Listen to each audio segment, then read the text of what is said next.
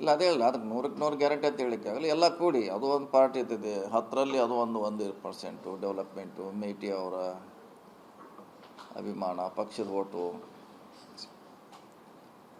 Development, ಇವೆಲ್ಲ ಕೂಡಿ ಗೆಲ್ಲಲಿಕ್ಕೆ ಒಂದೇ ಆದರೆ ಒಂದರಿಂದ ನಾವು ಯಾವುದೇ ಗೆಲ್ಲಲಿಕ್ಕಾಗಲ್ಲ. ಸುಮಾರು ಫ್ಯಾಕ್ಟ್ರಿಗಳಿಂದ ಗೆದ್ದಿದೆ, ಅದರಲ್ಲಿ ನೋ ಡೌಟ್.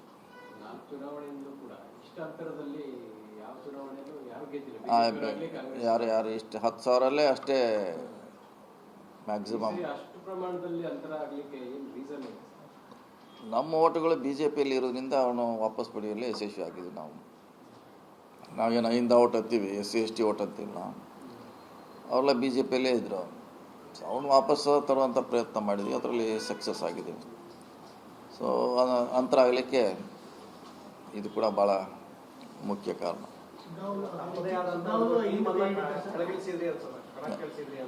ಯಾವುದ್ರೆ ಹೌದು, ನಮ್ಮ ಟೀಮ್ ಕೂಡ ಸಾಕಷ್ಟು ವರ್ಕ್ ಮಾಡೋದ್ರಿಂದ 5 ಮತಗಳನ್ನು ಒಂದು ಕಡೆ ತರಲಿಕ್ಕೆ ಅಡಿಷ್ನಲ್ ಗೆಲ್ತಿದ್ವಿ. ಮಾರ್ಜಿನ್ ಕಡಿಮೆ ಆಗೋಯಿತು, ಆದರೆ ಇದು ಹೈಯೆಸ್ಟ್ ಆಗಲಿಕ್ಕೆ 5 ಮತಗಳನ್ನು ಒಂದು ಕಡೆ ತರಲಿಕ್ಕೆ ಸಕ್ಸಸ್ ಆಗಿದ್ದೀವಿ, ಯಶಸ್ವಿಯಾಗಿ.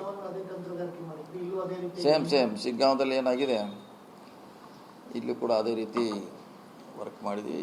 ಇದು ಶಿಗ್ಗಾಂವ್ಗಿಂತ ಚುನಾವಣೆ ಇನ್ನೂ ಸುಲಭ ಆಗಿದೆ. ಅಲ್ಲಿ ಮಾಡಲಿಕ್ಕೆ ಸ್ವಲ್ಪ ಟಫ್ ಆಗಿತ್ತು ಅದು. ಸೊ ಇಲ್ಲಿ ಭಾಳ ಸುಲಭವಾಗಿ ನಾವು ಕೆಲಸ ಮಾಡಲಿಕ್ಕೆ, ಅಲ್ಲಿ 5 ಮತಗಳು ನಮ್ಮನ್ನು ಗೆಲ್ಲಿಸಿದ್ವಿ. ಇಲ್ಲಿ ಕೂಡ ಅದೇ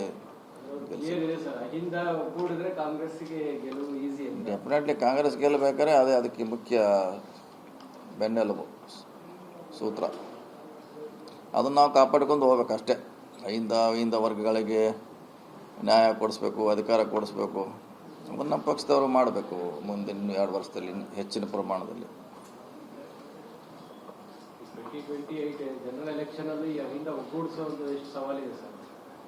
ಅದೇ ನಮಗೆ ಚಾಲೆಂಜ್. ಈಗ 2 ವರ್ಷದಲ್ಲಿ ಅವಕಾಶ ಇದೆ. ಒಳ್ಳೆ ಕೆಲಸ ಮಾಡಿ ಅವ್ನು ಒಗ್ಗೂಡಿಸಿದ್ರೆ ಮತ್ತೆ ನಾವು ಅಧಿಕಾರದಲ್ಲಿ ಬರ್ತೀವಿ.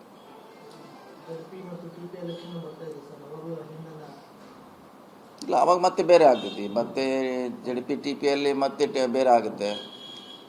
MLA ಬಂದಾಗ ಬೇರೆ ಆಗುತ್ತೆ, ಮತ್ತೆ MP ಬಂದಾಗ ಬೇರೆ ಆಗುತ್ತೆ. ಒಂದೇ ರೀತಿ ನಾಳೆ JDP TPಗೆ ಹಿಂಗೆ ನಿರೀಕ್ಷೆ ಮಾಡಲಿಕ್ಕಾಗಲ್ಲ. ಯಾಕಂದ್ರೆ ಅಲ್ಲಿ ಲೋಕಲ್ ಫೈಟ್ ಅದು. ನಮ್ಮ ಓಟ್ ಆ ಕಡೆ ಹೋಗ್ತಾವೆ, ಅವ್ರ ಓಟ್ ಈ ಕಡೆ ಬರ್ತಾವೆ. 100% MLA ಅದಕ್ಕೂ ಮಾಡಲಿಕ್ಕಾಗಲ್ಲ. MLAಗೆ ಮಾತ್ರ 5 ಫ್ಯಾಕ್ಟರ್ ಮಾಡಲಿಕ್ಕೆ ಅವಕಾಶ ಇದೆ. ಅದು JDP TPಯಲ್ಲಿ ಮಾಡಲಿಕ್ಕಾಗಲ್ಲ. ಯಾಕಂದ್ರೆ ಅವನು 5ನೇ ಇರ್ತಾನೆ, ಅಪೋಸಿಟು ಲೋಕಲ್ ಆಗ್ತಾನೆ. ಅದು ಪ್ರಯೋಗ JDP ಮತ್ತು ಇದು MLA MP ಮಾಡಲಿಕ್ಕೆ ಅವಕಾಶ ಇದೆ.